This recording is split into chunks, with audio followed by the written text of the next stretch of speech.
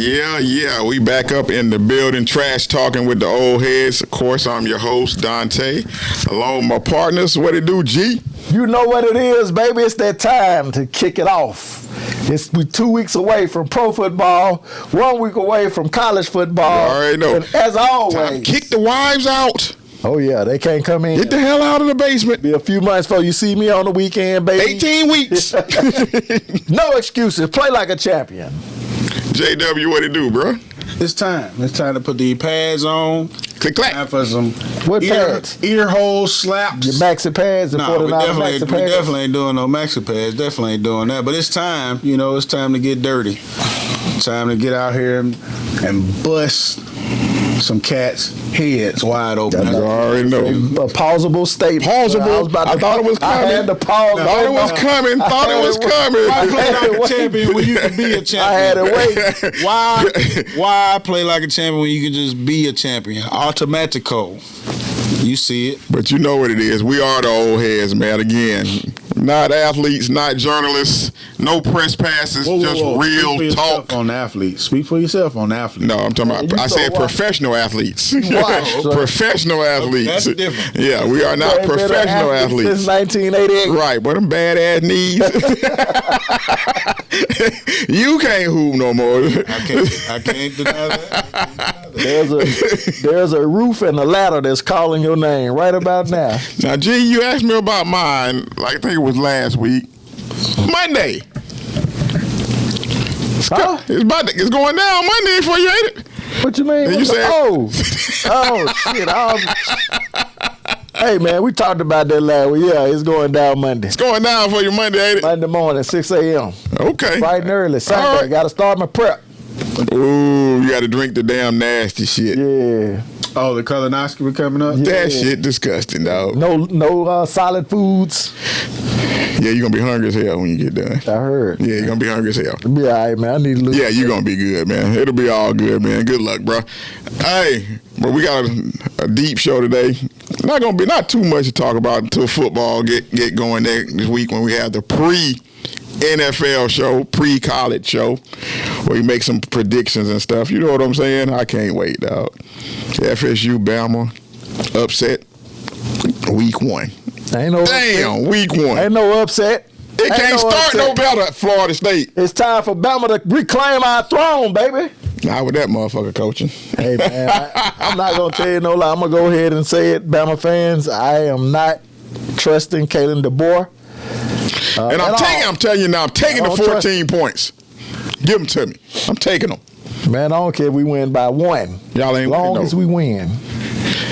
But we got a lot to get into, fellas. Let's get to it, man. But whether or not you're a Bama fan or a Florida State fan, it don't matter. As long as you can be a fan of the old heads. Okay? Smash the like button. See, that's what I'm talking Subscribe. about. That's what I'm talking Get about. on this train. I was actually about to give you the business, but Jerry saved you, so.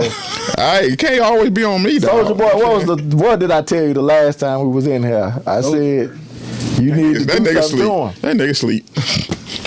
Wake him up then. Wake his ass up. That nigga sleep. Hey, but yeah, don't forget to hit that like and subscribe button, man. On YouTube, Trash Talking with the Old Heads. Also on the Facebook page, you can be a part of the movement. Join the Facebook group. We'd love to have you on the Facebook group, man. We get at it on all kind of subjects, man. Mostly sports, you know what I'm saying? Mostly sports for the most part. 99% of the time it's sports, you know what I'm saying? Yeah. 99% of the time on the Facebook page. For sure. Now on this show, we talk about whatever the fuck we want to. But on the Facebook page, it's about sports. You know what I'm saying? So join the page. Come on. Join the page. Get in on this conversation. Maybe we'll shout you out. But let's talk about this all-time All-America team. And only one part of it, for real, that we even care about. I ain't even seen the All-American team, number one. Let's go through the list so we'll know who All-American team. Go ahead and pull that up while we're talking about it, but I'll pull it up while we're talking about it. Go ahead. First team, we can go through it. Yeah, I got it saved. Okay. Go ahead, Jay. So you got your it's funny. Your first team offense, and again, we're talking about the AP all-time All-America team, honoring 100 years of college football greats. And starting at the helm. Man, do that shit last. Do that last. You want to go back? Because that's what we're going to talk about. Because the rest of it is not too bad. We're going to do the defense? So, we'll do the defense. Let me start with the, you want to start with the defense? Start with the defense. All right, we'll start with the first team defense. At the defensive end spots, we have Hugh Green out of Pittsburgh. Now, theirs is all time. Right. This is all time. Ours is what? Our list of the greatest programs of all time. Since 1980. It's since 1980. Okay? But theirs is all time. So, again, defensive end, Hugh Green out of Pittsburgh in the 70s to 80s. You got Randy White out of Maryland. It's in 1974. Dallas Cowboy. Okay, whatever. Defensive tackle, Ndamukong Suh. Who was on our list? Out of Nebraska. Most definitely on our list. 2009. So they put a bunch of these damn trophy award-winning, the trophy, where the trophies are named after on this list. I'm seeing now. I'm looking at this list now. It's got a bunch of those trophies. That's a good observation. Trophy winners. That's a good observation. There's a few of them on there. Because you don't say the name. Defensive tackle Bronco Nagurski out of Minnesota. Stop, man. He probably was 180 pounds. 1929. Yeah, get him out of here. 1929. They shouldn't include anybody on the list that wore a leather helmet. It was a different time. He was 6'2". Platoon football. 6'2", 226. Terrible. And defensive tackle. Come on. But I get, okay, they're just going to honor everybody. That's why you got to break it down by The linebacker core is led by Mr. Dick Butkus himself out of University of Illinois. Pause. 1964. What were we pausing for? What did I say? Dick Butkus. Okay. All right. I can't say the man's name. All right. He got the most pausable name in history. Dick Butkus. Yeah, Dick Butkus. Mr. Butkus. All right, Cameron and Mace. All right, here we go. Derek Thomas, who may be on our list. Maybe. Nigga, maybe. We'll see. Out of Alabama, 1988. Also at linebacker, Chris Spielman. Who was on the list? Ohio State. Did we have him on the list? We did have him on. Yeah, he was on there. Okay. 1986. These next two is on there too. Cornerback. Charles Woodson out of Michigan definitely made our team. 1996 to 97.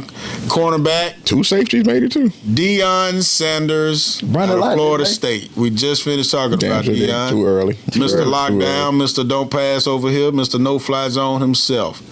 Safety, Ronnie Lott, USC, 1980. Yep, too early. The other safety spot, Ed Reed out of the University of Miami. That place they call the U. We didn't have Ronnie Lott. We just have. But since 1980, right? We did not have Ronnie Lott because he was before 1980. Right. 77 to 80. Right. And then at punter, Torrey Taylor out of Iowa. They go Iowa again. We've had two times we've talked about the Hawkeyes. So we just going through the first team. We ain't doing the second team. Right. Well, we're going to talk about. But I will say the second team punter is from Iowa too. That's what's crazy. Represent Iowa. Represent. He's from Iowa too. All right, now we're going to go over this offense. He was a black guy too, wasn't he? Reggie Roby played for the Dolphins, wasn't it? That boy used to be booting that thing too. RB1, running back one, the starting running Barry Sanders. The most electrifying college running back I've ever seen. Ever. To him. Ever. The best back you've ever seen at any level. Yeah, maybe. Barry Sanders. Maybe. 1988. RB2, running back. The backup running back is Herschel Walker. Mr. Republican himself. I don't agree. Bo Jackson was better. Was the career better? We're talking about college. College, yeah. Was the college career better? I mean, of course, they got the championship, but who you taking? Now, see, that's a different question. But I don't think that's what they're doing. Oh, okay. We might have to address this later. Yeah, I don't think that's what they're doing, As a Bama fan, I'm taking when you just look at the body of work in college, you would have to say Herschel. Y'all said Barry Sanders was Bo Jackson as speed, power. I think we need to look it up. We'll do that. We got plenty of time to do that. But yeah. Wide receiver 1, Randy Moss out of Marshall, 19. Abso-freaking-lutely. The freak. 5,259 yards and 49 touchdowns. Who is that? Bo Jackson? No, that's Herschel in 3 years. Okay. 52, 59, and 49 touchdowns. Another 4 touchdowns receiving. All right, insane. Bo. Go ahead, though. The other wide receiver on the other side, Larry Fitzgerald out of Pittsburgh. He was on our list. 3. Wasn't he? No, he wasn't. No, but they ain't make he it. got Pittsburgh. No, they ain't make it. Tight end, Brock Bowers. Over Isaac? Yes, sir. Brock Bowers. Over Isaac? Yeah, that's a good question. But that's your Bama side talking to me. Yeah, it is. Brock Bowers, George. It is. He don't know if he got proof or not. He just throwing Newsome out there. I feel. Yeah, I mean, he of course he don't have better numbers because he played in the era where they was throwing the ball. But yeah, let's go. Okay, Brock Bowers, 2023. And he had more yards than Bo, and Bo played 4 years. And here we go with the big fat guys up front, like Michael Irvin. I always throw that disclaimer now. That's not me calling men big enough to hold you in place with one hand. Fat guys, that's Michael Irvin, so that's why I say it.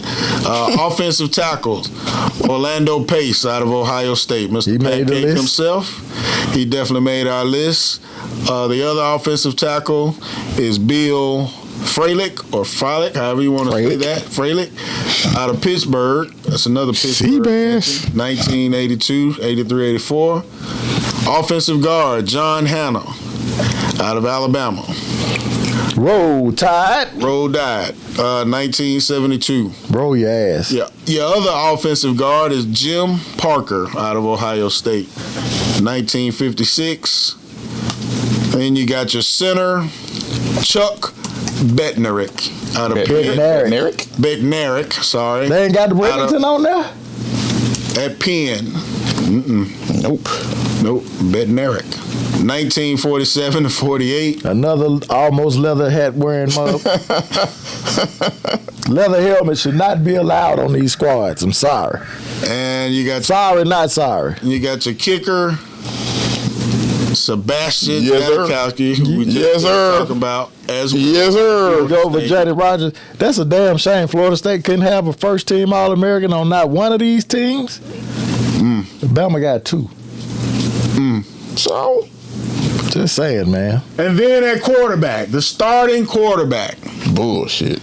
The starting quarterback for the AP all-time All-American team is none other than Florida Gators' own Tim Tebow. Timothy Tebow. Bullshit. I am a Gator fan. I have been rocking this orange and blue for so long. I don't see no orange and blue on for me. For so long. Have you even worn anything Florida since we've been doing this? I've been wearing all you gotta do is go back to the Florida episode. You see the gear. But anyway, Tim Tebow at the QB spot. Man, I'm a Gator fan. That's crazy work. That's blasphemous. I just no way, no how. Tim Tebow should. All I'm gonna say is the numbers are there. He was a Heisman Trophy finalist 2 straight years. Why the hell is you defending this dude? You don't even agree. Who? You don't think he should be? I don't know. I'm torn. When I look at it and I look at the eye test and I hear the name because I know what I saw. Yeah, but when you go back and be like, okay, this dude had all these touchdowns, passing and running, 2 championships, even though one of them he came off the bench. Some of it was set up by Chris Lee. He split time his whole. And when you look at quarterbacks, the only thing that's gonna get him the nod is the amount of touchdowns, the trophies that he won, and the championships. That's it, because they looking at career. I'm gonna look at it as far as quarterback, because I'm gonna do the best quarterback. That's how the best person at that position. I don't like numbers because numbers can be a little bit. Don't tell the whole story all the way. I'm on 247 Sports. But for guess who you think they got as the number 1 QB all time? Tim Tebow. Tebow. It is Tebow. Tim Tebow. Get the hell out. I'm on Ranker. They got him number 1. Ain't no way. Listen, there's not a consistent number 2 though, but Tim Tebow is 1. Number 1. Who number 2 on that one? on Ranker is Joe Montana. They got Tommy Frazier on this one. I did see that. See, this my whole thing about the quarterback position, and you know, you're gonna have some people just run right to race theory or whatever on this, but for me, the quarterback needs to master passing. I get it that it's football and running the ball is just as effective. I get it that we came from an era of 3 downs and what's the cloud saying? Of dust and a cloud of dust. Right. I get all of that, but the position to me is better when you have somebody that can master or has a mastery of the pass, a mastery of the huddle, a mastery of the cadence, all the mind games with the sheriff and Peyton Manning, the cerebral aspect of the game. When you're a running quarterback, to me, the physicality and being able to run it, I can't do. Passer. Who? Peyton Manning, the name you mentioned, Peyton Manning. That's who I would probably pick as the best quarterback. But again, you're gonna hold the championships against him. I can give him. Because first your criteria was I can give him the. You named your criteria. So what's your criteria? Playing the quarterback position, mastering the quarterback. Mastery of passing for me. That's number one in a QB for me. Mastery of passing for me. What's number two? Number two, cerebral. Everything you can get from the defense pre-snap. That's number two for me. Are you aware of what's coming at you? Not like Anthony Richardson who couldn't figure out that this uncovered man was fixing to bust his ass on the blind. So I guess in college I look at it differently. Pause. I really am a wins guy in college. Because a lot of college QBs, a lot of these niggas ain't gonna be pros. But if you can win, you know what I'm saying, in college, that means a lot to me. Whether you got the big arm, you can read the defense, in the system that you play in, did you win? Like Tommy Frazier could never be the number one quarterback in your list. Ever. Nope. But he was a winner like a motherfucker. You know what I'm saying? You see what I'm saying? That's why I can't go there with it, where just the beauty of how it looked with the passing and shit. I can't do that to some of these dudes who played in wishbone offense. But Peyton won. No, that's why I ain't talking about Peyton. But I'm just saying, that would cut out all the winning wishbone type quarterbacks. They couldn't be it. They could never be it. Right. That's an issue for me. I can't do that for them. Prior to 2000, prior to Florida Gators, you know what I'm saying, putting that passing attack in, you know, Steve Spurrier, the air raid offense, which it was other quarterbacks, Andre Ware. Fun and gun. What are you talking about, air raid, after you mentioned Steve Spurrier? Air raid, fun and gun, same fucking shit. No. They just threw the ball all over the field. That's what I'm talking about. I ain't talking about the specific offense. Okay. Fun and gun. What I'm saying? Fun and gun, whatever. Yeah. Okay, you know what I'm talking about. Them throwing the ball all over the field. Match it. So Peanut butter jet. Run and shoot. That's what Andre Ware ran, right? There were other quarterbacks that, threw the ball all over the field prior to the Gators. What I'm saying is that changed that position. So you couldn't have a wishbone quarterback no more. And so when I look at college football, I look at it through the prism of what I see. Because again, what I said the entire time we was reading the list, somebody with leather helmets could never be the greatest quarterback of all time. It was a different era. Right. You know what I'm saying? So I agree that there has to be an element of mastery of the position, and that has to rank high on the list. High on the list. Probably the number one. You said it, the number one attribute. You have to have that, as if we're talking about, because we got to encompass all eras. You know what I'm saying? Now, for me, where I'm torn at is, do we also include, because the ones that have been the most successful have been dual threat. They've been passers and runners. Because I was going to bring up some names just to get, how high is Deshaun Watson? He got to be high. For me. But the crazy part is, I'm looking at this list and he ain't on it. I know. That's what's crazy. Like, I haven't seen him yet, and Ranker has like the top 100. I ain't seen him yet. I've seen two. No, I'm sorry. He had number 25 on Ranker. He had number 25. I'm okay with the dual. He got to be high up there. Vince Young, another one. Got to be high up there. Dual threat quarterback. I like that, but But I still prefer your passing to either match your running or be ahead of your running, because look at this team. We have Randy Moss and we have Larry Fitzgerald at wide receiver. Your running backs are Barry Sanders and Herschel Walker. You can't say that they're putting that team up as, okay, with this team play, and it's not that way. Because number one, we wouldn't have Bronco Nagurski on the fucking line at all. But my point still remains: why have a quarterback that is not a proficient passer of the ball? But again, it goes to what you just said. Why have a defensive tackle that's 220 pounds? You wouldn't. Nowadays, we would. So they are obviously doing based on the career. They're doing career. They're based on just the career. And when you put that in there, you have to consider Tebow. You got to. You would have to. But if let's take him out of it. So obviously, for any of us, he wouldn't be the answer. Who would yours be? Who the QB of this team? To me, the greatest quarterback in college football, Peyton Manning.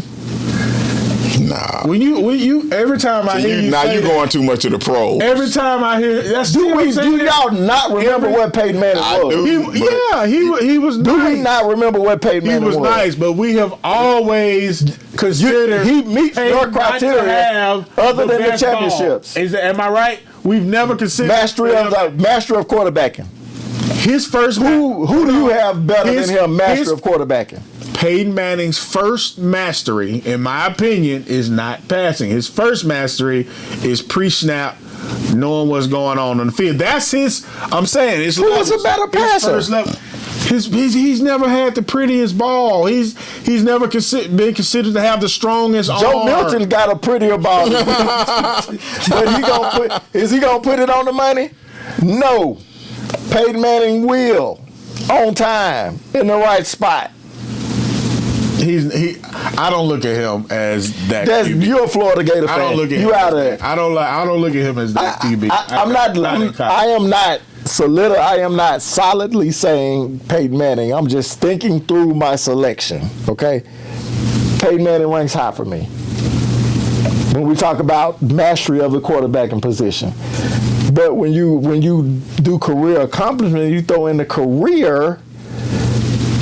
Then you're thinking about people like Tim Tebow, and you thinking about Deshaun Watson. It's hard for me to go Peyton. And I'm gonna tell you why. Again, this is for me in college. The Heisman says you're the best. He was never the best.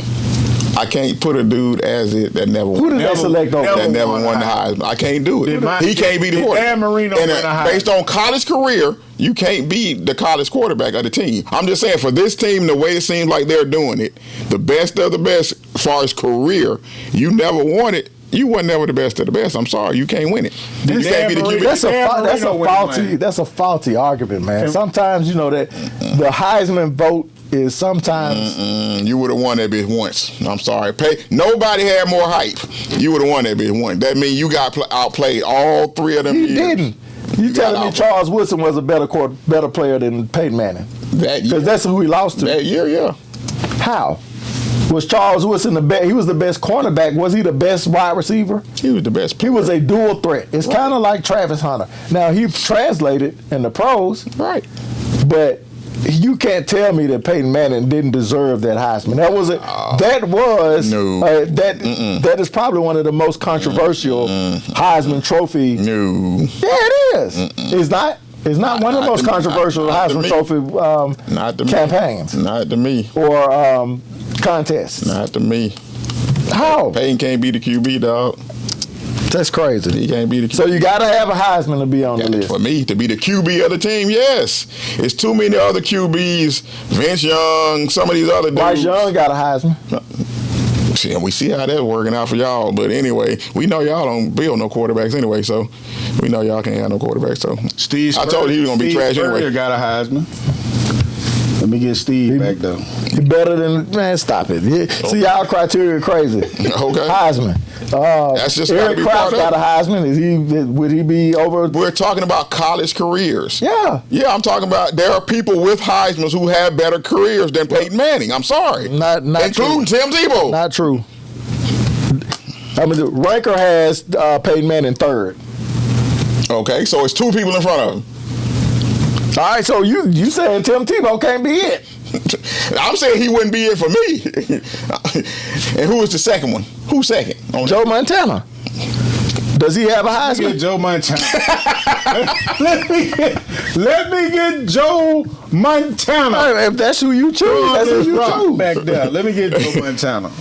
I just don't see Peyton. Dan Marino did not win one, by the way. No, he did not. Dan Marino didn't win one, yeah. Thank you. So the Heisman shit is crap. But Dan Marino wouldn't be the quarterback. 247 got Tommy Frazier. Man, I just said him a second ago. I said you have to consider him. I would take Johnny Football at quarterback over. Johnny fucking Football over Peyton Manning? Over Tim Tebow. I'm off Peyton Manning too. Y'all can't do Tim Tebow like that, man. I ain't a big Tim Tebow fan. Skip Bayless made me hate him. But along with the hype that to me, Deshaun Watson was a better college quarterback than him. He was. That's just me. I think, and a lot of this too is I'm gonna get back on the Tebow hate wagon. A lot of this is the hype that Tebow got while he was in college. He was hyped a lot. He was hyped. To get back to the question though, who would you choose? I know y'all ain't answered yet. Right. And I'm gonna go ahead and give my answer. And I mentioned it last night. I would go with Cam Newton. Cam Newton would be my starting quarterback for this squad, and the second team quarterback, which ends up being Vince Young on this list, I ain't mad at. But for me, it would be Cam Newton. I've never seen Vince Young had like that run. Two bowl runs that were simply nothing short of amazing. Yeah. Cam Newton had the single best season, but that's just one season. I'm good with it. I can take his prowess, his run game, his strength, his speed. He could actually throw the ball. I can see that argument if I'm taking careers out of it. If I thought they were just doing this list based solely on talent and what I think you could do for a team. If we just doing that, I can see that answer. You know what I'm saying? Because I've never seen anyone come in and that team wasn't that good. Nope. I'm sorry. When you look at that team from top to bottom, he willed that damn team to a title. You know what I'm saying? Him and the one defensive tackle that was on the other side. I know you're talking about. I forget his name. He wasn't shit in the pros. Played for the Lions. I can't remember his name, but McFarland or something. It wasn't McFarland. Nah, it was, I can't remember the dude's name, but he was the only dude on that defense. On that team with Cam Newton. He was a baller in Auburn, and he went to Detroit and wasn't never really shit in the pros. I forget his name though. Was it Fairley? Nick Fairley. Yeah, it was him and Cam. Him on defense, Cam on offense. They pretty much willed that team. Short-ass running back. The dude who his daddy was a rapper or something. Trey Mason wasn't there then. I thought that was him on that team. Trey Mason was there with the other guy, the other Nick Marshall. Are you sure? Sure was. I thought Trey Mason was on that team. No, he wasn't on that team. Oh, okay. All right. But yeah, so if we going by that, I can see it. You know, it's just the ability and what I can see Cam being the answer. But going by what they did is my question. Off the career, whose career could you even put up there to take him off the list? There you go, Auburn football fans. You got to mention today. y'all got a good ass mention today. It's a hard one, man. I mean, what I'm saying is you can't. Vince. You can't discount. Who's your pick? I'm going to say Peyton Manning. I'm going to say Peyton Manning. Who you got that, T? Greatest college quarterback of all time. That don't even sound. Yeah, you on that wild shit with that. No title. I don't care nothing about it. Again, titles are a team accomplishment. Out there with full of losing area. Yeah, whatever. Wasn't because of him. What you mean? He contributed to the losses. He contributed to the fact they didn't win a title. He contributed to the fact he didn't get a Heisman. What do you mean? Who else you want to put it on? He contributed to the fact that he didn't win the Heisman when he lost to a dual threat person. When that's, wide receiver. He played the way he knows how to play and wasn't good enough to win a Heisman. That's because they lost to Florida. That's the reason why. And Michigan was undefeated. Whatever the reason. That is the reason. Win it. That is the reason. You weren't good enough. You had 4 years to do it, and you didn't do it. Greatest college, but you call him the greatest college. I would have to go with all time. I would have to go based on your criteria, mastery of the quarterback position. Man, Matt Leinart won a Heisman. I don't exactly. Every there. You picking? No, I'm playing.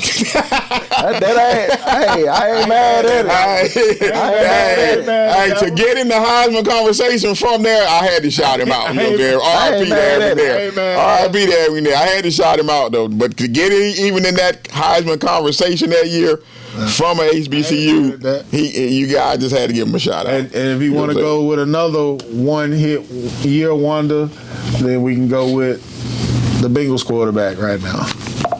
Oh, Joe Burrow. Yes, Yeah. I mean, for me, I guess I'll have to. Ooh, that's tough, man. That's tough. If we just talking about just ability at the position, Mike Vick. No, I can't do it. Shit. I can't do it. 1 year? I can't do it. Yeah, He had a 2-year run where that nigga was dangerous as hell. Are you kidding me? He was unstoppable for 2 years. Unstoppable. It was unstoppable running the football. And can launch that unstoppable winning football game. Exactly.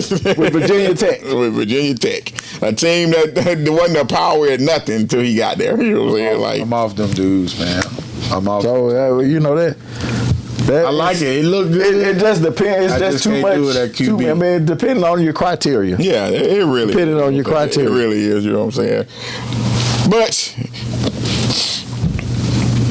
it would probably be Vince Young for me over Tim Tebow.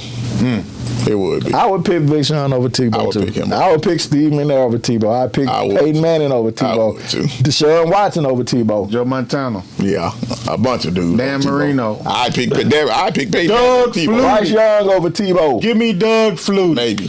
Tua Tag. I'll take Tua. Maybe. In college, Tua ball placement. Oh my God, Paul. That dude. That's a big pause. It ain't too many people I've seen throw a football that can put it right where you don't say it ain't too many Tua. people put balls on chins like that. No, you didn't think that at all. You didn't too think many that at people all. put balls on chins like to attack. You didn't think that at all, sir. Man, let's get Hey, we got to change topic, man. Let go. Well, we stand in the same realm of QB talk. Yes, sir. Yes, we are. Conversation that came up in the group this week. It came up weeks ago. So, Joe Montana, Tom Brady discussion. This should be easy, quick. Who would you rather have? The conversation was born. This should be quick and easy and painless. The conversation was born depending on how y'all go from the greatest NFL linebacker to ever play, or Lawrence Taylor, the greatest rushing linebacker of all time off that edge, Lawrence Taylor.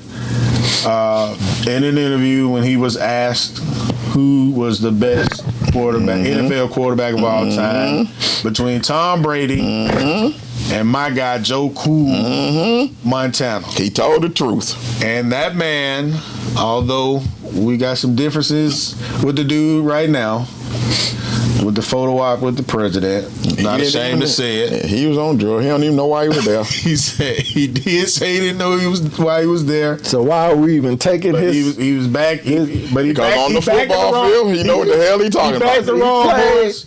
He backed the wrong horse, but he chose Joe Montana, and his reasoning was that Joe Montana played in a harder era for the quarterback. And specifically, he said he can't go with Tom Brady because you can't touch him. That's exactly why we said you can't touch him. But it's one of those things, man. We'll get into who I will take and all that in a minute. But the reality of it is what Greg said sometimes. You can't judge these eras sometimes. You know what I'm saying? Because for me, it'll never be Brady for me because they changed the rules to make you great. They changed football completely to make you who you were. Lead those rules. They changed the rules to keep him already. They changed the rules to keep him on the field. Now, people, listen. I am a Tom Brady hater. You can ask any of my friends. I hate the guy. I don't hate him. I just don't like him. Okay. I'm not a 49er fan. So both He of hates these, us. both He of hates the these Niners. people make me want to throw up in my mouth. Okay, when we're talking about these folks, but there is only one answer to this question. No, it's not. Yeah, it is. No, it's not. No, it's not. There's one freaking answer, No, and it's Tom Brady. Yeah, Joe Montana all day long. It's Tom Brady. Joe What are Montana. you talking about? It's Joe Montana all day long. He's more than doubled him in passing yards. So Again, what? He he's played 30 longer. years. Who give a shit? I don't give a shit. And you know why he was able to do that? Because you they can't touch changed his the motherfucking rules. ass. He to won protect- 7 championships. 7. Did he win 7 or did the defense win? The first 3, he wasn't even He doing has shit. been a part of winning 7 rings. So I'm gonna ask you a serious question. Now, this is all bullshit aside. If the rules remain the same, do you feel he has them? 7 rings. Yeah, see, he won't. People like him won't answer those kind of 7 questions. rings. You know what I'm saying? Because it's like when you ask him about Braun, if he had to hit the floor sometimes during the season, 40 or 50 times to get knocked down for real, would he still go to the hole like that? Just simple questions they refuse to even engage on because they You know don't the answers. What's you know the what I'm answer? saying? You Hell know no. That's crazy. Hell You no. know- So because He'd bitch up. other people We all know do it. Other people. This ain't even a Braun discussion. Y'all always got. I'm just saying, those are questions that y'all hate to answer, like the one I just asked you about Brady, because you know the truth of it, but you just don't want to say All it. I know is it lends when credence Brady, to Joe Montana. all I know is when Brady got touched up, he wasn't the same no more. So y'all talking about him? Let's not act like Brady took sack after sack after sack. He was getting rid of the ball in that West Coast offense. So let's stop that. All right. Tom Brady is the GOAT because he is the GOAT. There is He's no not other. the GOAT. He's not the GOAT. There is no other He's not response the to GOAT. it. It's Joe just that Montana simple. is the GOAT. It's just Joe that Montana simple. is- He is the GOAT quarterback. So let's bring it down back to a conversation. Again, people, these are 49er fans. Let's bring it You back. see what's Let's bring it back down. adorning these walls. Let's bring it back down. See to what's on their a head. conversation. Turn your head around. If we So the bring people it that back know. down to a conversation level, and I'm going to go back to Mr. LT's Man, words of saying that he would go with Joe Montana because when the bullets are flying, meaning when the defense is coming at your ass and they can still hit you after you throw the ball, that it was a tougher era on the quarterback. They had a lot more at risk. You didn't have defenders that had to care or worry about a flag on. Oh, I can't take more than one step. Actually Get put the fuck the outta here. quarterback down on the ground. To me, the fact that Joe Montana was able to win 4 Super Bowls In that era, type of in that type of environment era. and that type of play, I hold him over. Troy even won 3 Super Bowls. Hold on. I hold him over. In the same era. I hold him over Brady mainly because we Terry talk Bradshaw about, won 4 Super Bowls. we're not They talking wasn't the about. reasons, though. We're not talking Terry Bradshaw about. wasn't the reason. Aikman wasn't the damn reason. That's for You act goddamn like sure. you act like That's for you act motherfucking like sure. Joe Brady. That's for Joe motherfucking Montana sure. was the only 49er great on that team. You don't have any. He had Jerry Rice. You don't have He had anybody Roger saying- Craig. In He those had a games, great how many defense. He had of one the lot. MVPs did Aikman win in them series, in them We games? did have a good defense, but you didn't have anybody saying, Yeah, that's we what I won the thought. Super Bowl because of our defense. Right. It was because of Not, Joe not Cool. during those 4. That man was a cerebral quarterback. Tom He could Brady get away wedding. from he could get away from the rush as well. I'm not gonna call him a dual threat, but when he needed to get out of there, he could. Let me ask y'all this. So you're saying that because He could throw from the pocket. so you're saying that and because off schedule. Tom Brady couldn't get hit after he released the ball, that makes him a worse quarterback? No. What I Not am what I'm saying saying. is when you put all these rules, in place, What rules other than you can't hit him below the knee?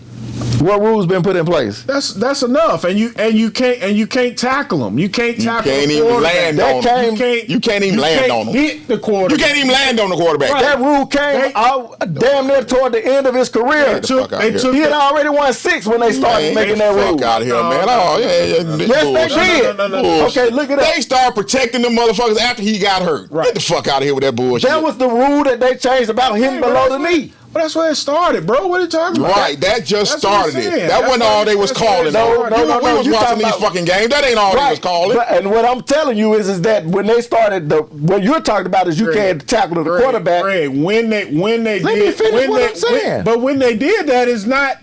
They were already calling the shit. They just made it a rule later on. When they made it a rule doesn't matter. Again, rule. We know that they made. I know exactly. They protected the He had already won 3 championships when they made the rule about hitting below the knee.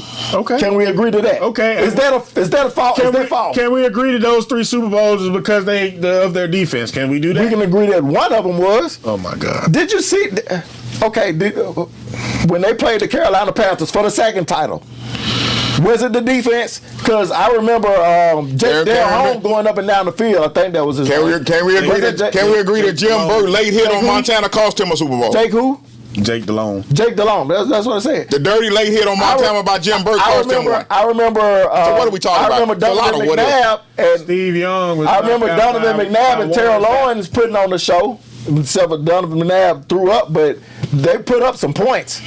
So y'all talking about the very first championship was more defense. They had a great defense. So are you saying the 49ers never had a good defense? No, I see. Every championship they had a good defense. But so we did. We're not going to just give the defense to. But what I also, I hate when you put words in my mouth.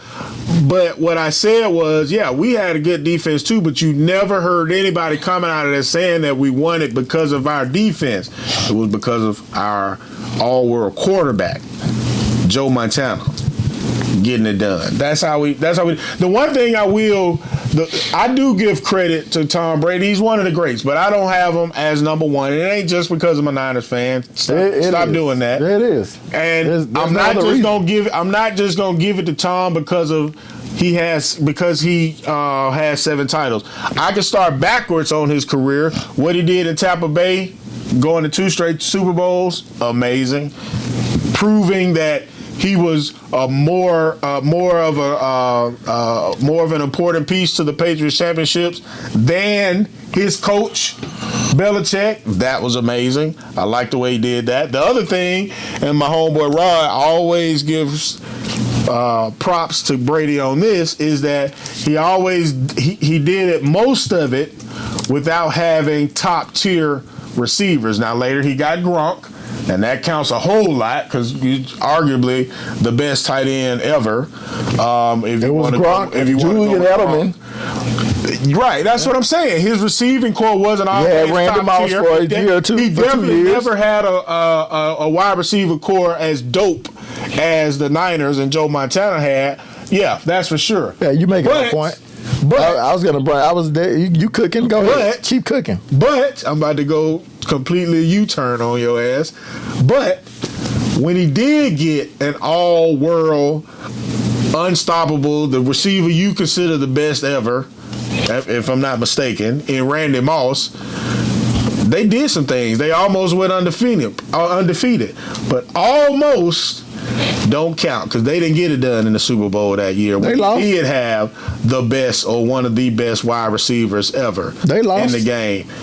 Joe Montana wasn't getting there with the best wide receiver in the game and losing the damn championship.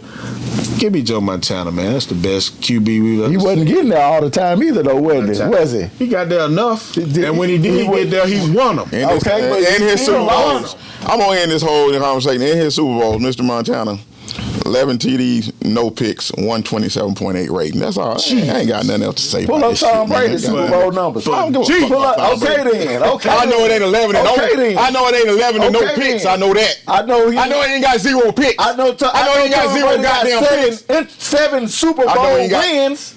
2 of them gifted. I know he got 7 Super Bowl wins. I said the conversation, no, but it ain't over. 7 Super Bowl wins. 2 of them got gifted. I don't give a shit. Let's walk through it. Let's walk through it. We didn't even got to that. Yeah, let's talk about the elephant in the room. 2 of these Super Bowl wins. Which one of us got gifted? The Seattle. All they had to do was run Marshawn Lynch 4 times. That shit is over. Game over. You don't know that. Falcons. What the fuck are you doing? That ain't no gift. He came back. That shit was a gift. That was a 4th quarter comeback. That was a gift. But that was a fucking gift. He's talking this shit. Now we've had this conversation before. He's being very disingenuous now because we've had this conversation. And he's called it the same thing I called. With any other team, he's called it the same thing I called it just now. But what we saw was Tom Brady, when it counted, made the shit happen. I'm gonna let y'all behind the scenes. We've had this conversation before, and he said the same. He's agreed with me. This question. We ain't never had That's a lie. Let me ask this question. Was the tuck rule a gift? Was that Super Bowl a gift? The tuck rule, was that a gift? I don't know. Was it? They won? Yeah, it was a gift. They gave me the ball back. Was it a rule? Fumble. Was it a rule? They gave was it a rule? The ball back. Was it a rule? And let's not it was a rule. Okay, let's not even start in because we can do this. Let's not even start in on the cheating. We can do this and all recording day. the Rams offense before the Super Bowl. Deflategate. Let's not even start on that shit. Deflategate. I'm like, come on, man. They just got caught. That was the defense. That was the time y'all said the defense won that one. So that ain't no Tom Brady. And then they had a world-renowned kicker win some games at the end of the game too, didn't they? It wasn't Tom Brady throwing touchdown passes like Patrick Mahomes. What did he have? Right? He kicked a 70-yarder or something? It wasn't that. Was it 60? It wasn't. Was it even 50? It wasn't that. All right, then. They had to get down there some kind of way. I can't believe you weren't willing to answer the tuck rule. Wow. Again, it was a rule. That's wild. I answered it. He wanted the stats. So I have him, America. It was a rule. So I told you, Joe Montana Super Bowl 127.8. Tom Brady rating in the Super Bowl is 97.7. 30-point difference. That's a lot to a little. 21 TDs, 6 picks. Big bank take little bank. I know what is a lot to a little. 7 championships to 4. What the fuck are we talking about? You right. What the fuck are we talking about? That ain't a lot to a little. We are. That's a lot to a lot. That's a lot to a lot. That's a lot to a fucking little. That's small things to a fucking giant. Lot to a lot. Small thing. 89,000 passing yards to 40,000. That's a lot to a lot. Yeah, you're right. Yeah, in the era where the quarterback can't get touched. Get the fuck out of here. I don't give a fuck about that shit. Get the fuck out of here. Tom Brady had 89,000 total passing yards. Joe Montana 40,000. Right. Get the fuck out of here. He done double. Exactly. Get the fuck out of here. Because he played. That's bullshit. Because he played till he was 43. They took away the intimidation. He played till he was 43. Well, I can't touch you. Well, you out there pillow fighting with the quarterback. He pillow fighting with the quarterback. And when Joe Montana got touched, he was out the game. Fuck are we talking about? Because you could late hit a motherfucker back then. He didn't late hit his ass. He hit his ass. Jim Burt late hit that man. Get the fuck out of here. As soon as he released the ball. No, the fuck he did. Get the fuck out of here. You know the damn play. The Giants versus the Niners. I saw it. I saw it too. He was throwing the ball. He got busted in the back. Fucking late hit. That ain't no late hit if you got based on today's rule. That's a fucking late hit. That ain't no damn late hit. Fucking late hit. That ain't no late hit. It's bullshit. He got hit the next day on the play. Right. What the fuck are you talking about? Man, stop. The fuck are you talking about? Y'all just goddamn defending your boy. That man got hit in the back Monday. Tom Brady passed Joe Montana a long time ago. It ain't look back. You crazy as hell. Don't nobody consider Joe Montana the greatest quarterback. I do. That's you. You're a 49er fan. And I'm not a fan of either. We just watched video on LT saying he was the greatest. Right. LT does. He know more than you. Lawrence Taylor's on crack too. He know more than you. Yeah, there's that. He was out there though. He was on crack. He was playing on crack. So what the fuck that mean? He was the best linebacker in the history on crack. He was on that beer and butter. And was still the best linebacker ever. He was doing it when he was playing. So what the fuck are we talking about? He was on that beer and butter. Shit. Matter of fact, we can go to ChatGPT. ChatGPT, who is the greatest quarterback of all time? Tom Brady. Tom Brady. Right. Man, we got to move on, man. We got other shit to talk about. Influence the hell out of ChatGPT. All right. Y'all, it's time for a new segment that we are calling the Cowgirl Showdown. It ain't no new segment. We just introduced it last week. Cowgirl Showdown. The backyard hold down. Yeah. It's called, ladies and gentlemen, Surviving Jerry Jones. We back with another installment of Surviving Mr. Jerry Jones. I'm going to let y'all go at it. So we already know what this conversation is about. This conversation is about two things. Jerry Jones coming out and admitting that he would selling the team, making headlines. That is his number one priority, which we all knew. He loves it. He likes the pain. He loves the pain. He said the quiet part out loud. I like to stir it up in the off season every now and then. to get the headlines. Players are important, but not as important as these headlines. The second thing. That's all I had to say. The second thing, and I'm hosting this segment, so shut the fuck up. The second thing is him going on his press tour with Michael Irvin.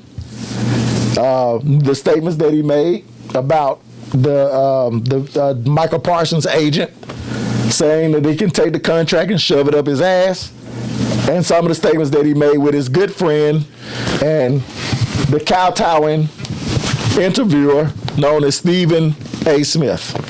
So, fellas, what are y'all thoughts as current and former and future Cowboy haters about Mr. Jerry Jones? How do we survive this? First of all, I want to say that Temper your expectations. Jerry Jones is my favorite owner / GM in the NFL. Always has been, and as long as he's breathing, always will be. Because of shit like this.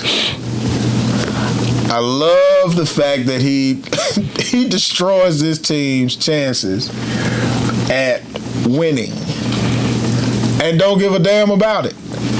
Don't give a damn. All he wants is the headlines and the control. And he plays it like it's his Legos at the crib. Yeah, That's giving up on Super Bowls completely. Yeah, he don't care about winning a Super Bowl. He don't care, man. Go on. He don't. Jerry Jones don't care nothing about winning.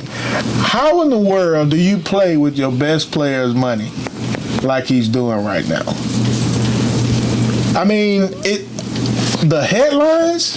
Did you see the interview? You would understand how and why.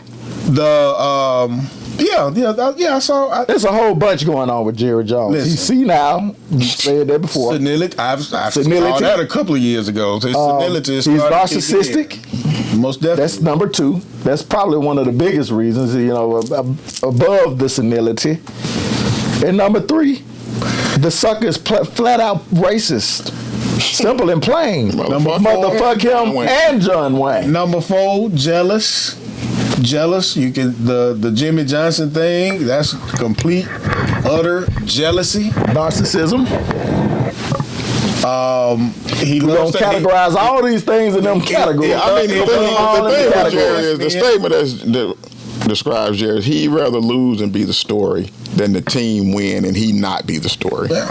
That's what I take from Jerry. I mean, that was indicated. That was an example of that in '93. Right. He'd rather have all the damn. He's a glory hound. Yeah, the Netflix shit and be on the red carpet. Which I ain't watched and won't watch. I only saw the one clip. But I don't want to. I saw the one little clip I posted or whatever, but I didn't watch the shit, you know what I'm saying? But it's just one of those things. It's unfortunate for Micah, man, because as everybody on TV has been saying, it's one of those situations where it's supposed to be the easy one for real. Like, you drafted him. He was what you thought he was going to be, or more than you thought he was going to be. Probably. Him and CD should have been very easy. Easy deals. Done way before the deadline. Easy deals, which is why, again, before, like we talked about earlier, I'm wondering if this is just all about the Netflix shit and he want to stir it up and get the Netflix shit. Not the way that he talks. It don't sound like it, but with Jerry, he can go in there next week and call him up like, okay, let's go ahead and get it done. You know what I'm saying? Is it one where he just... I just don't see it. Because what are you trying to do at this point? You going to make him play it out? Because if I'm Micah, okay, cool, I'm going to come. But when I'm taking on that double team... I'm getting a hammy. Nigga. I might be out there, dog, but you gonna hate what happened when I'm out there. You know what I'm saying? What Michael should do. Or I heard you today, he had a back something. He went and got his back checked or something. So it looked like he finna play with a back injury. Well, he got to play. He's forced to play the game right now. Right. He's forced. He's losing leverage, or he's lost some leverage. Well, hold on, let me back up. All right. Jerry Jones gets 92% of the blame for his headline hunting in this particular 92? Situation. Why so low? I'm giving him 92%. I'm gonna give 8% to Mike. Oh, you doing the contract? Yeah, I agree with that. I'm doing this whole situation. I'm gonna give 8% to Micah starting with that damn microphone he likes to jump on with every week, and him saying into a microphone is that it's not all about the money to me. I want to be a Cowboy. That's what it's about for me.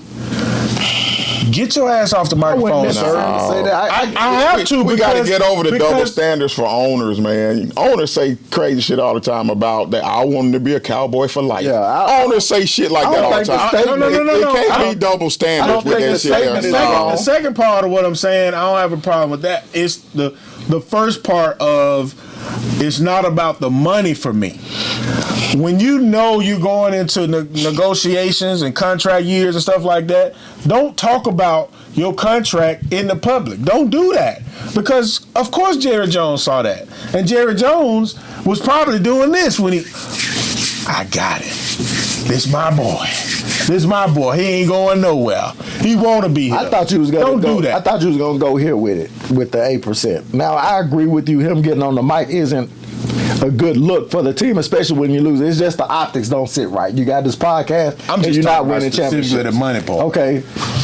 Now when we come to the contract, I'm giving the 8%. I agree with maybe a little less for him going in and having, if this is true, having conversations without his agent on money. Now you can say I want to do a deal. I want to, you know what I'm saying, be the highest paid. I need you to talk to my agent. Yeah, but in order for us to get this done, talk to my agent. That is where he would have. That is where he could have demanded the respect he is due and owed from his owner. I pay my agent to talk to you about this, right? We're not doing that. We're not doing that. We're not talking about that. If you listen to Jerry Jones, if you listen to some of that, I ain't listen to all the interview, but what they played on First Take and some of the stuff I done seen on YouTube, I'm not just the owner, I'm the GM. Right. I'm the GM. So he kept removing the ownership part of it. But you can't. I'm the GM. You can't. Motherfucker. You can't.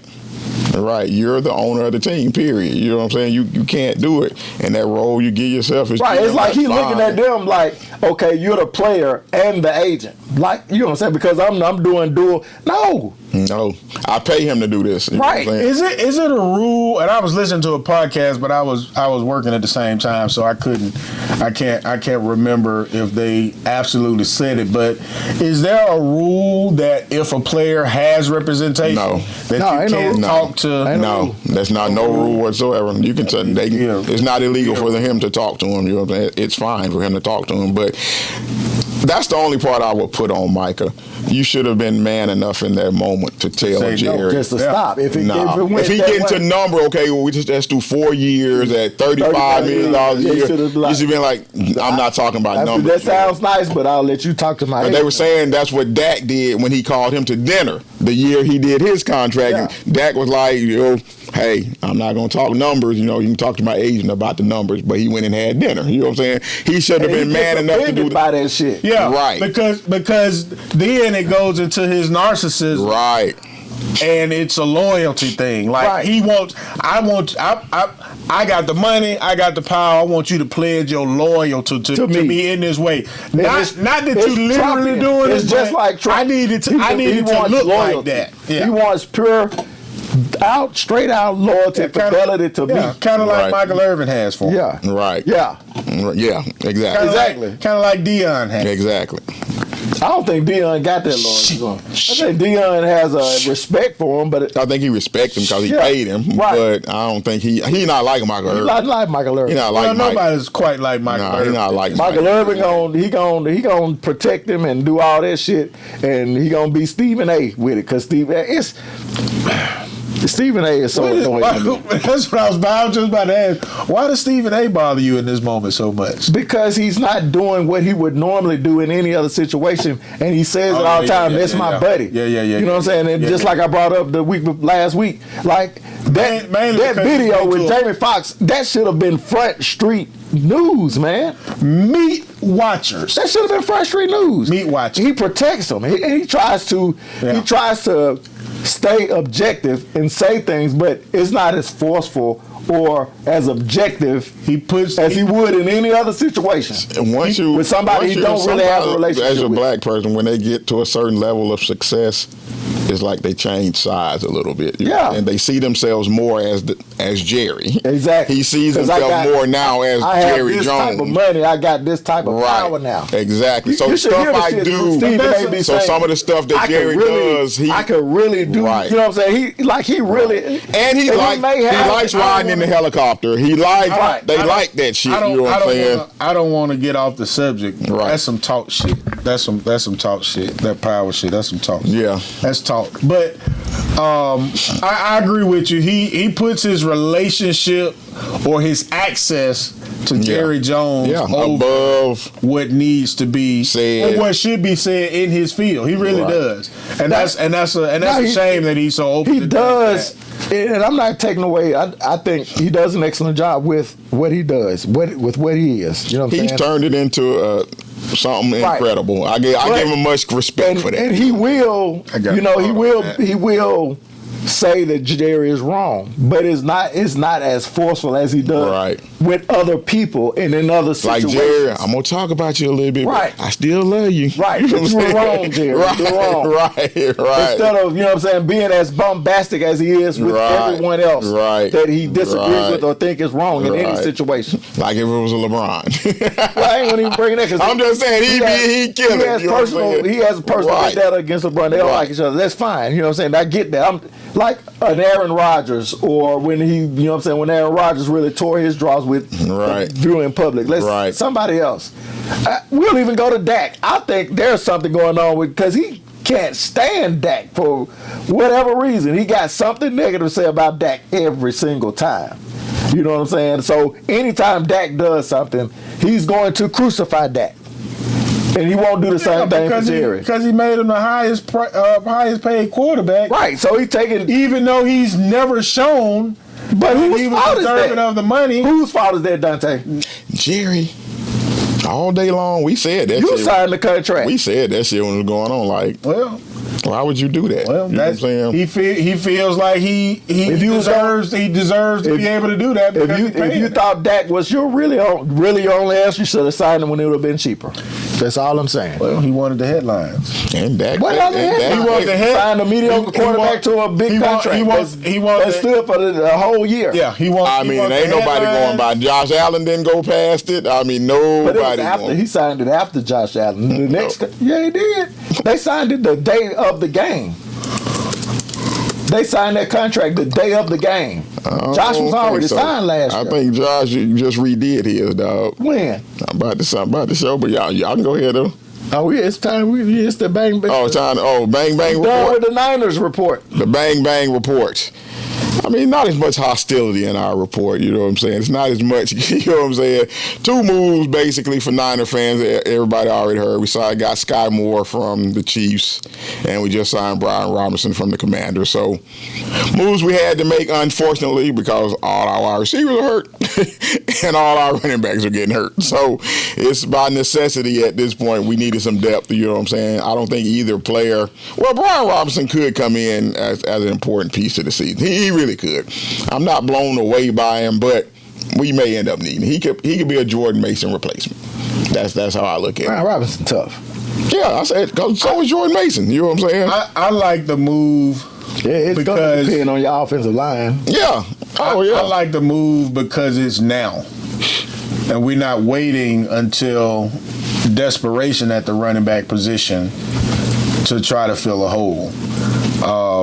We had decimating injuries all of last year, and we're starting the season where it's starting to look like that again this year. So bringing him in as a safety precaution, a back who can back up McCaffrey, as well as if McCaffrey has another mysterious injury or setback or what have you, we have a back who has been a lead back before. Right. Because we desperately needed to get a solid, even more solid running back. And it's out of necessity, though, because Jordan James, our draft pick, is hurt, and Garendo's hurt. Right. So we had to do it, you know what I'm saying? We ain't had no choice, you know what I'm saying? We had to get depth, you know what I'm saying, that running back, because it looks like... Go to the scrap heap. Yeah, you know what I'm saying? Go to the Bama scrap heap, you know what I'm saying? But the thing that... We got plenty of them to take off the scrap heap. The thing that I'm looking at on this season, and I'm not going to I'm not gonna talk about our quarterback. I'm not gonna do that. I'm not gonna talk about his money. I'm not gonna talk about quarterback. him having a second year of marriage. He got a baby. I'm not gonna talk about all those responsibilities. I'm not gonna do that. What I am gonna say is I had started to accept about that home life. I don't care. I started to. We got to see how he does it though. I started to accept the fact that we were in a rebuild at the end of the season last year, when basically the powers that be came out and said, "Hey, we can't do it like this no more. I'm not writing these checks like this no more. We got to do something else." So I accepted it then. But now that we're coming into the season and the reality is about to hit, I think we're gonna be all right. I think we're gonna be all right. We're not making the playoffs. Then we're not gonna be all right. Hold on. Then we're not gonna be all right. My definition of all right and yours is totally different. Then that shit ain't all right. What I mean is, we're not gonna be also Rams. We're not gonna be out there getting destroyed. I said before we started tonight that worst thing in the NFL to be is mediocre. That's all I gotta say. Worst thing in the NFL is to be mediocre. To have Salah back, and to have to develop Purdy more than he's ever been before with our decimated wide receiver core. I think for what we're doing moving forward and building, I think we're gonna be all right. Man, ain't nothing in the NFL worse than being middle of the pack. Garindo ain't hurt. His shoulder been messed up. 11 miles ago, May opening season of San Fran's number 2 running back. Nah, I doubt that. Because he had a shoulder injury the last couple weeks. That's why he ain't playing the preseason games.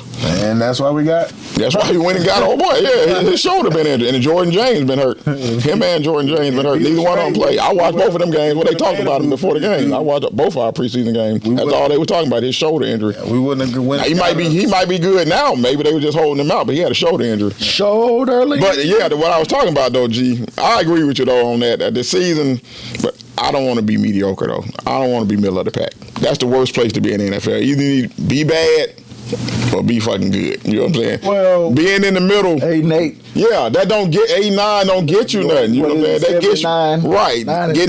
You get the 14th pick. Yeah. That shit don't do you no good, dog. That shit does you no fucking good whatsoever at all. I don't want that. I understand the concept of being bad or good. I get it. But that's just for. That's for draft. Especially if we're doing what you said, a rebuild. If we rebuilding, you rebuild at the top of the draft, not in the damn teens of the draft. No. But we hadn't been good at the top. We hadn't been good. We hadn't been the best at the top of the draft. You're right about that. Other teams have been able to be. We have wasted, some. Yeah, we have. When you talking Lance, that's the big one. But they got that one right. Luckily, because that normally get you fired. Fucking that up gets you fired. You know what guess who we picked up? Gave away a 5th round pick for his ass.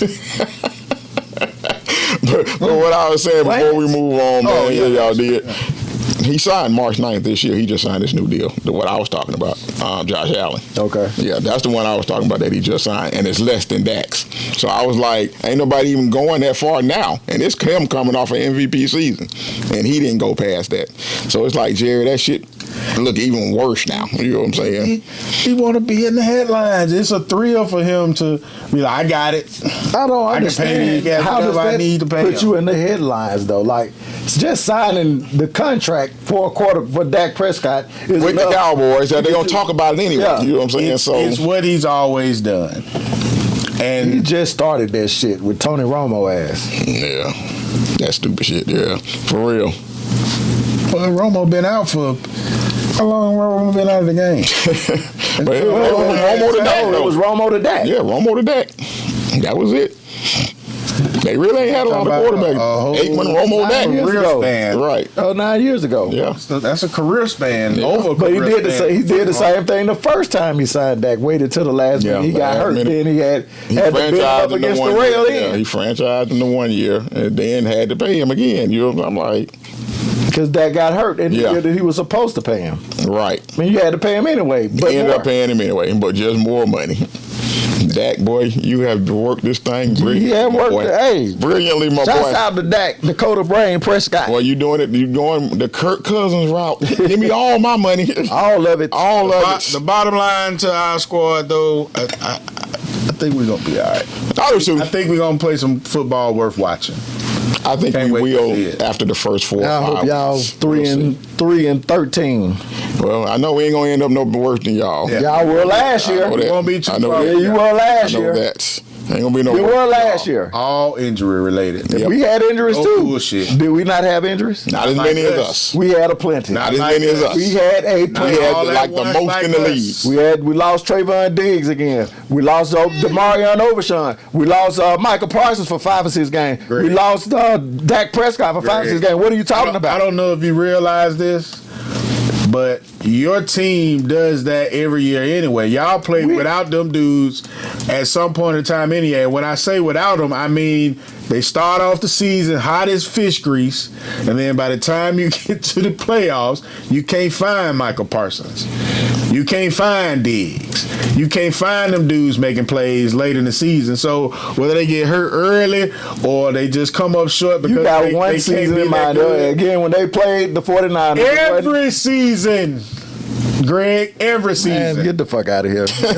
Every season. Why do you think you get to the end of the year, y'all Again, can't we're talking win? about injuries. If they played at the end of the season, they weren't injured. They didn't play the whole. What are you talking about? My Stop. point is that the impact is the same. Man, let's get to this last one, man. Y'all We know were what. 12 and 5 with them, and no impact. 7 and 9, 7 and 10 without. And no impact when you needed them the most. Zero impact. So y'all know what the segment is. The signature segment, taking out the trash. Let's get to it, fellas. Hold on, we got it. We bagging the trash up. The trash can coming to pick it up. Pick it up. Or we taking the trash out to the dumpster. Let's take that shit out to the dumpster. take it out to the toss dumpster. that shit in the bin. A hard toss. Your boy, again. We were in the politics this time. Yeah, we got to do it. We don't do it very often, but when a story comes across that we just can't ignore as black men, we have to talk about it. And as old heads, just in particular, because to me, this is not even about just being black. This is just about, well, we'll get to it. Your boy Trump and the changes he wants these museums and Smithsonian to make to basically whitewash everything, you know what I'm saying? Saying slavery basically wasn't that bad. Ain't that bad. Ain't bad as people making it out to be. Slavery ain't that bad. Now, did he say that?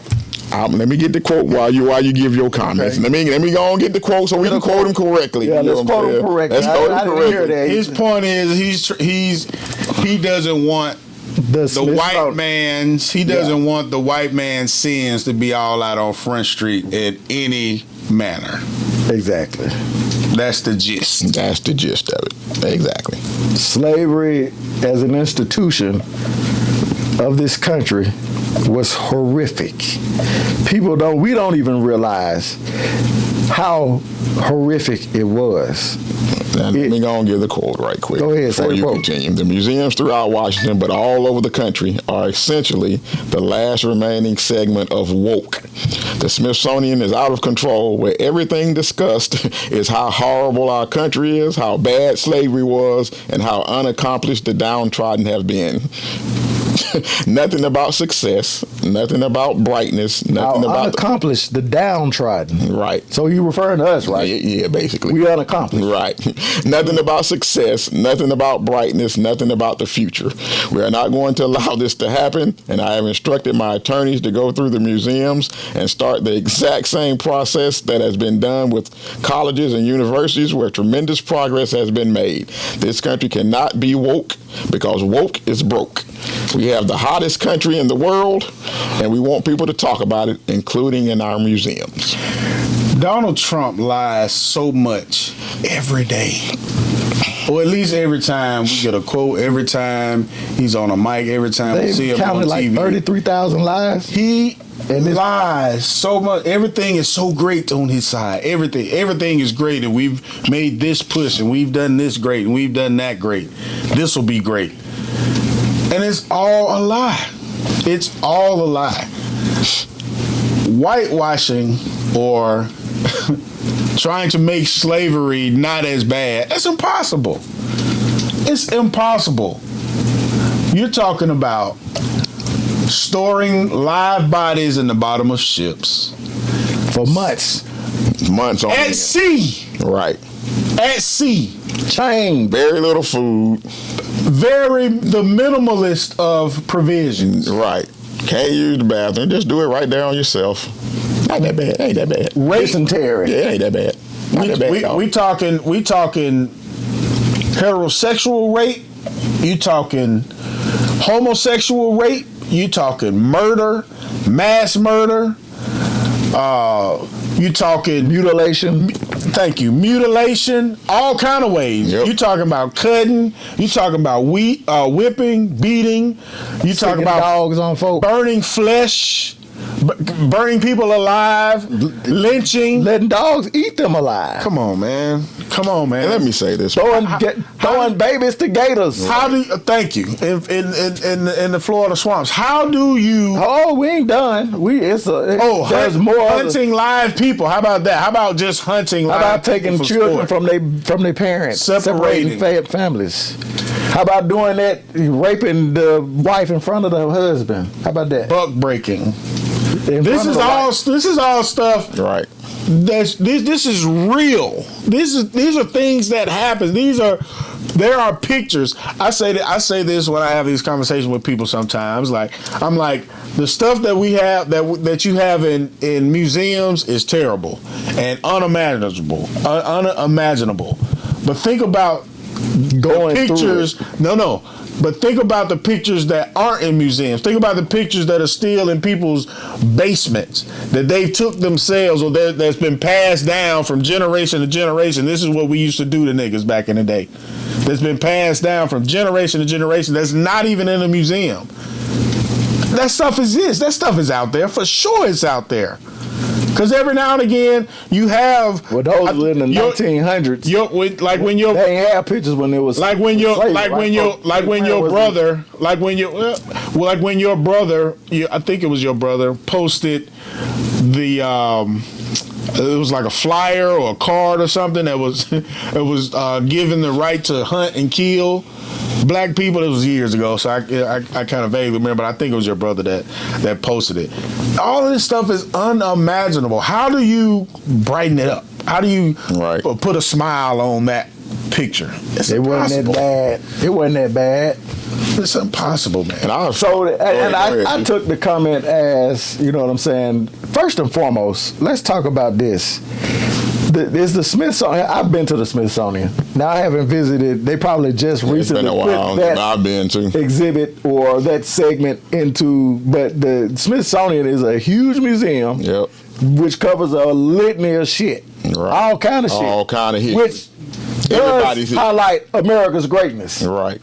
We're not here saying America isn't great, but we know what America was built off of. Right. Now, this is some shit they didn't teach in history about how slavery really grew this country. If it wasn't for slavery and the free labor with the export of cotton, right, they wouldn't have. This country wouldn't be what we know it is today. Because what you grew out of that is the next Rockefellers and the Lehman Brothers and the, you know what I'm saying, people like that benefited off of slavery. Insurance companies, banking. You know what I'm saying? That shit passed generational wealth on to the next generation and into the next industry. You know what I'm saying? Into the industrial age. Right. Along with stealing the inventions of slaves. Man, what you put say? America ahead in so many. Right. Yep. Because it was labor costs that you didn't have to incur as a nation. Right. It's all profit. All profit. Other than you know what I'm saying? Now there were costs to owning slaves, true enough, but it didn't. It paled in comparison to the amount of money you saved not having to pay folk to work them fields. 18 hours, 20 hours a day. Right, exactly. And I have white friends that I talk to about this kind of stuff. And like I tell them all the time when we discuss, because we've discussed it before. I don't need you to feel sorry about slavery. That's not what it's about. Right. And I think that's how some of them feel sometimes, that we're asking you to feel sorry about something your ancestors did. Some of your I'm not asking you to feel sorry about slavery. shit. And I tell them that. But my history deserves to be taught the same as yours. And I'm not, and this makes me really mad. That's not my only history. Exactly. That pisses me off more than anything. I wanted to get to that too. You know what I'm saying? That's not all of our history. It's not slavery. You know what I'm saying? But they make you feel like it is. You know what I'm saying? And even with that, now you don't even want that talk. Right. Why? What is it you're so ashamed of about it? I'm not ashamed of it. I'm not asking you to be ashamed of it as a white person. Teach the truth. Just tell the Teach fucking the truth. It happened. It was part of the country. It happened. We've grown from that, even though we got some ways to go. Right. But here's one of the legacies of what they did from slavery, all of the atrocities, and this speaks to the history of what we were. Our history was stolen. Right. I've talked to some of my neighbors. You know, my neighbors are white, so I went to a party, and you know, they would say things about where they come from. We can't without going through. You had to go research. You know what I'm saying? The different companies that can do all that research for you. Right. You know what I'm saying? Like, we don't have that direct history. We can't go back past our my mom is from this town in this city. Exactly. Right. We came from Italy. We came from, you know what I'm saying, whatever part of the world that you migrated from. Because if you do a basic one on genealogy, it gives you like an area. It tell you Nigeria, Senegal, West Africa. You know what I'm saying? Right. Somewhere. You know what I'm saying? Or somewhere in this motherfucker, you just were a native. You're natives. And people African. back when I was younger, I used to hear this phrase all the time, know yourself. I didn't realize how big that is. Yeah. For people to even have a sense of pride about who they are, where they came from. Right, and when you strip that from a people. Right, and then all you teachers, we owned you motherfuckers. Right. Motherfuckers was monkeys and this, that, and the third in the jungles without any type of civilization. History started with your people in the field. Right. Being an uncivilized people, and you came over here and you was a field and this, that, and the third, and it don't teach you the true nature of what happened. And just knowing alone that, hell, we built this country. You do owe us some money. You do owe us reparations. You owe that to us. Given to others. That's right. That's the thing. What you just said. Exactly. It's not like it's not a precedent for it. Y'all can get it. Y'all niggas can't get it. Y'all ain't getting that shit. We owe y'all the most, but we ain't giving y'all shit. I was thinking about this the other day. I was driving thinking about it because I was listening to a podcast. They was talking about reparations, and it was, some people, some black conservatives, on that side, and it's a growing movement saying that we don't deserve reparations. Why are we going to punish people who didn't have an effect to it? And they don't realize what we've talked about, how this country benefited so much. It's not a small thing. It is a real thing. Right. Tangible thing. Tangible. Right. That you grew this country grew. The profit of slavery, they said, was more than in the North banking industry, the industrialized factories that they had combined. That's how much cotton was. It was the biggest import. It was like cotton oil. Is king. Cotton was oil. King. Yeah, it was. Imagine cotton in the way that the oil business. Imagine that. Right. The princes in Saudi Arabia. Imagine that for the South. Right. And the businesses that grew off of it, because when you have a business, there are other businesses that are generated from that particular business, and that grew into other things. So when I'm thinking about reparations, you don't even have to send us no paycheck. How about let us not pay taxes for a period of time, 15 years? Right. How about that? How about giving, with the redlining that you did to strip people from being able to buy homes in the 40s, 50s, 60s, 70s, 80s? How about you allow at least one home purchase for every black individual without as long as you have the income requirements, without a credit check to purchase a home, at least one time in their life. That'll make up for the 40 acres and a mule that that they promised us when they released us from slavery. How about that? How about stop denying history? That's my big thing. Just stop. That's the reparations. Just stop the denying. You know what I'm saying? That's the reparations. Teach history. Teach the true history. True world history. When you mentioned when you mentioned 40 acres of the mule, it made me think of and a car. I said a house and a car. You're able to purchase a house and a car without a credit check, as long as you can prove that you have the financial means to pay it. It made me think about one of my supervisors had us over for the Thanksgiving a Thanksgiving meal one year, and we went out to the property, and they actually own 40 acres, and just to look out and see, it's out in Oak Mountain. It's to actually look out and see 40 freaking acres that they get. I don't even know what it looks like.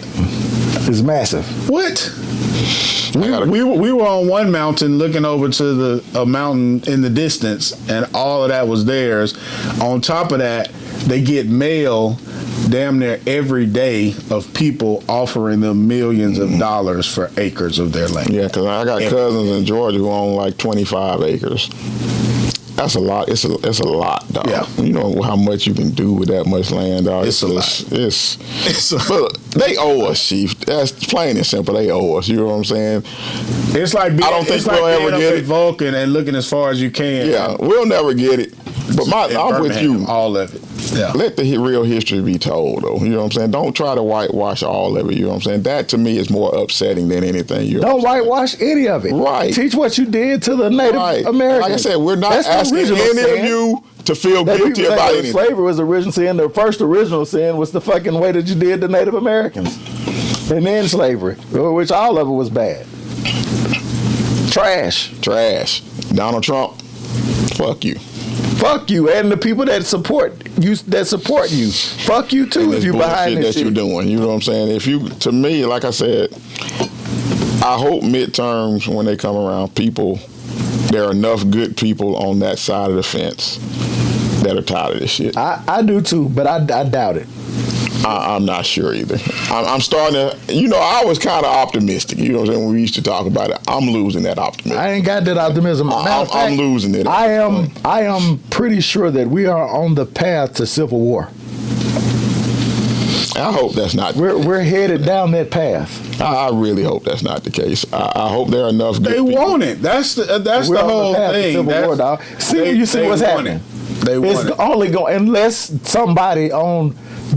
It's got to be the Republican side because the Democrats are being reactionary. It's got to be. They have to push back to the shit, and they're not. They are not going to do it. What have they shown you thus far? There have been so many norms broken. There's been so much democracy being stepped on along these last 10 years that it is unconscionable that we are here, but we are here. They have power right at the cusp of their fingers. They are willing to do gerrymandering out in the public, in the open. They're saying the quiet part out loud. Yes, we need to do this to have a Republican majority. That's what they're saying. Rigging. Yes. Rigging. And the Democrats, for the first time, getting some nuts and saying, no, the hell you ain't. We finna fight the fire with the fire. Now, I don't know how much power they have, but they better fight it. Especially this late. They better be as dirty as Ric Flair, the dirtiest player in the game. Man. Damn all the political norms and all the niceties that come with being in politics. That shit been out the window. Yeah. Why did you think it was going to work? No more. They go high or they go low. Right. Go high. No right. Michelle Obama, I love you. She said it herself, though. She just said it on All the Smoke that statement is no longer valid. Right. She just said it herself. So even though Obamas can realize this is different. Different situation. Different situation. We are in unprecedented at war. We are in an unprecedented spot in history. And I truly believe he's trying to find a way to stay in office. This is how the Civil War started. He's trying to find a way to stay in office. It started in Congress. You know that, right? You know that the Civil War started in Congress with them having battles about a bunch of shit. It was states' rights, but it started with some more power grabbing shit. Yeah. And then if you look at, and I tell people all the time, go back and look at how Hitler came into power. Now the Democrats are fighting. They need to fight harder But he came into power because a lot of people just gave way and allowed him to do some of the shit that he doing. Putting the National Guard in the cities. Now he talking about he going to Chicago. I saw that shit. You know, these are just tests. I saw that. These are little to see how far he can go. Exactly. How far can he test? Goes unchecked. And then will the people buck? You know what I'm saying? And so far, especially people on that side, like I said, it's going to come down to those Republicans who say they aren't MAGA. What are you willing to do? Seriously.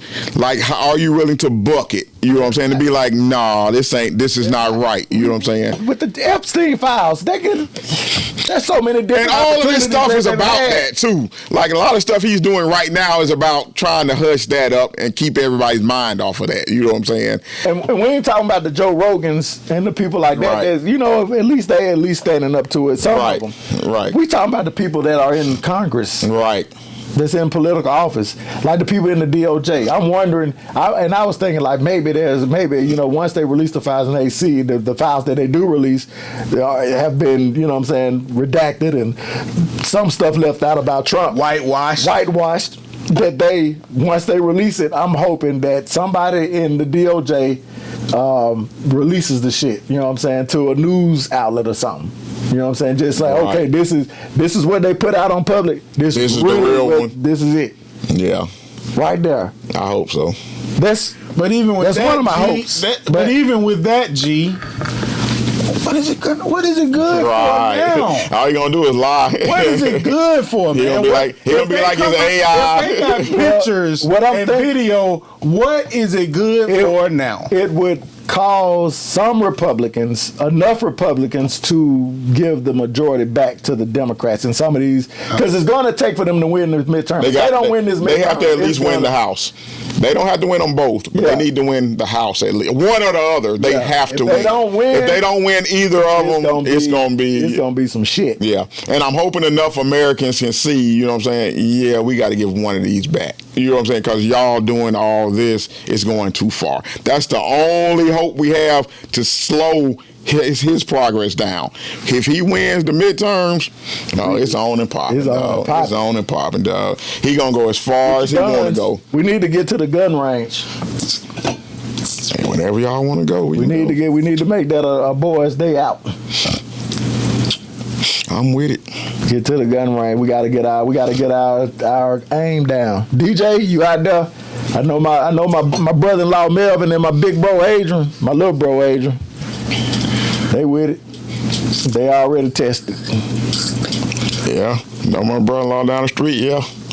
Oh yeah, D-Tech. Yeah, he got all kind of shit down there. Teach your boy how to use it all. You know what I'm saying? All of it. We gotta get to it, man. It's just about and like I said, I still pray, man, that there's enough just civility left on that side with some of them. What the? Yeah, wow. But anyway, man, thank y'all for joining us today, man. Talking with the OldHeads, man. Pause that shit. Pause, man. What the hell is that on this TV, man? I don't know. No, Nas X. Y'all I don't know what. Shit? No. That's next week. Yeah, all right. Thank y'all for joining us, man. Hey, do not forget to hit that like and subscribe button on YouTube. Trash Talking with the OldHeads. Also the Facebook page, man. Smash that like and subscribe button. We out of here. Later. Peace.